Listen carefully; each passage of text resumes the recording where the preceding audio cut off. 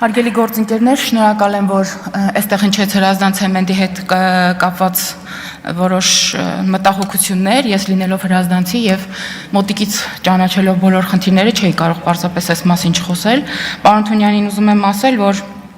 Հրազդան ցեմենտի ինքնարժեքը թանկ է, որովհետև որակն է ավելի բարձր եւ խոսքը այստեղ պարոն Զաքարյան սնանկության մասին չէ, այլ կեղծ սնանկության մասին է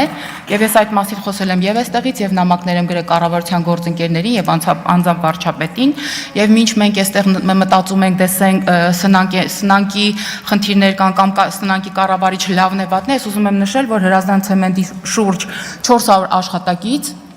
Վերջին անգամ աշխատավարձ է ստացել մարտ-ապրիլ ամիսների դեկտեմբերին եւ այսինքն շուրջ 1 տարի եւ ավելի Հրազդան ցեմենտի աշխատակիցները աշխատավարձ չեն ստացել ընդհանրապես։ Ես ուզում եմ նշել, պարոն Զաքարյան, անկեղծ ասած ես չգիտեմ դուք երբ եք նշանակվել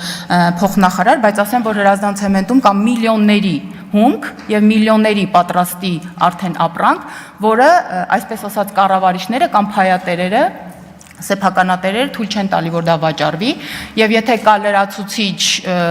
քննարկումների կարիք, ես պատրաստ եմ լինել այդ կամուրջը ձեր եւ Հրազդան ցեմենտի աշխատակիցների միջեւ, որպեսզի հնարավորինս ավելի շատ լույս սփռվի այս խնդիրների վրա, հաշվի առնելով նաեւ, որ դուք ձեր կողմից նշեցիք ցեմենտը ռազմավարական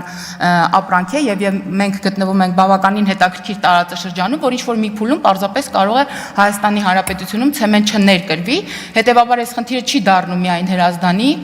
եւ Հրազդանի աշխատակիցների խնդիրը, այս խնդիրը դառնում է պետության խնդիրը եւ մենք պետք է ոչ թե այսպես նստենք նայենք թե ոնց են 1 կամ 2 արկածախնդիր վերջնականապես փչացնում կամ վարի տալիս ներողություն եմ խնդրում այս խոսքերիս համար Հրազդան ցեմենտը, այլ մենք պետք է փորձենք հասկանանք ինչ խնդիրներ կան եւ ես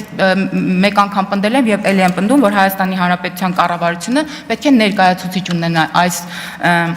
գործանում այստեղ է նաև պետական վերահսկողության ծառայության պետ պարոն Ռոմանոս Պետրոսյանը, որը նախկինում Կոտայքի մարզպետն էր եւ մենք ինքներս էլ բազմաթիվ քննարկումներ ենք ունեցել միասին, քանի որ պարոն Պետրոսյանը նույնպես սրտացավ է այս գործարանի համար։ Մենք կարող ենք լինել ձեր գործընկերներ այս հարցում։